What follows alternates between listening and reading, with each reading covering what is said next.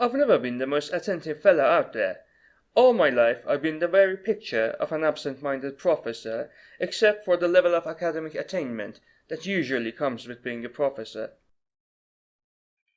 I distinctly remember the sole reason I survived the last 2 years of high school was that a classmate who, unbeknownst to me, had a crush on me, would frequently drag me away from the path of moving cars into which I stupidly wandered.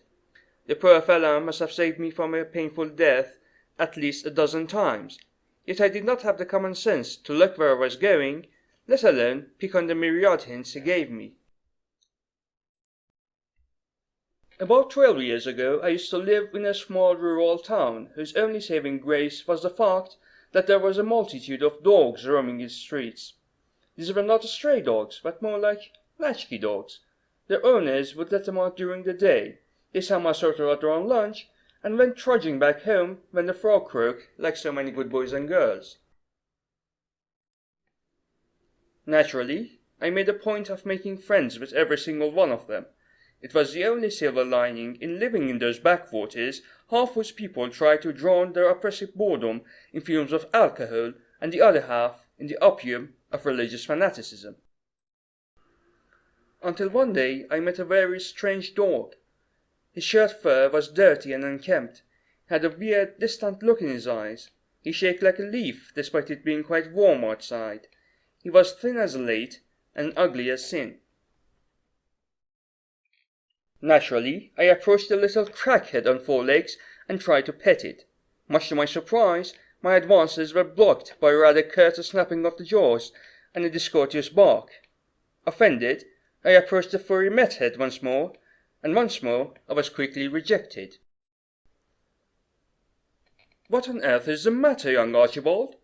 I asked with a hint of pain in my voice as I tried petting the little Dickens one more time. "You act like you prefer someone else's company." This time, my peaceful approach was met with the most impolite combination of growls, snaps, and salivation I've ever encountered in my entire life.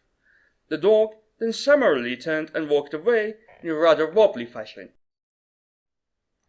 Understandably hurt, I hung my head and left for home, hoping I would not be greeted by the sight of my parents fighting once again. Later that night, as I lay sleepless in my bed, counting the victims of my imaginary reign of terror, it suddenly dawned on me. The vicious fly snapping, the copious amounts of drool hanging from his paralyzed mouth in thick strings, the nervous yelp bark, the 1,000-yard stare. By God, my new friend had rabies. It's a miracle I'm still alive. Later that year, while trying to escape the fetid atmosphere of home, I found myself walking up a mountain path. Atop the spiraling road lay the small park, a refuge for the unambitious bored locals who wanted to escape the wretched ennui of their commonplace existence. It was there that I met a large, grey, pregnant canine minding her own business. So I went to pet the young lass. She immediately snapped at me, letting out a most unladylike growl.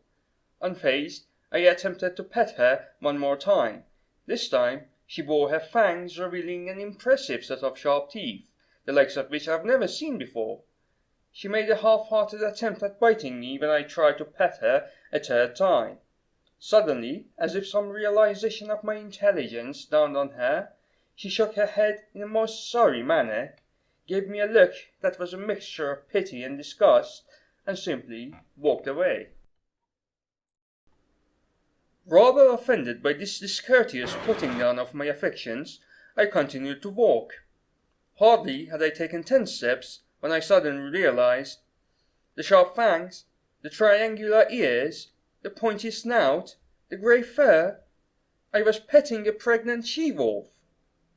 It's a miracle I'm still alive. Anyway, I moved away from home as soon as I turned 18 to attend college. Suddenly, I had to bear the burden of running my own life, and the hardest part of that was having to wash the toilet myself. I still remember the first time I tried washing the bathroom. I was right in the middle of my unpleasant task when my eyes suddenly started burning, and I was suddenly short of breath. Same thing happened the second time when I tried washing the bathroom, except much more intense. All hell was let loose within my tar-stained lungs. Anyway, as I was gasping for air, wondering why my life was suddenly taking a leave of absence from me, it suddenly dawned on me. You're not supposed to mix household cleaners. Did you know that chlorine gas burns like brimstone? It's a miracle I'm still alive.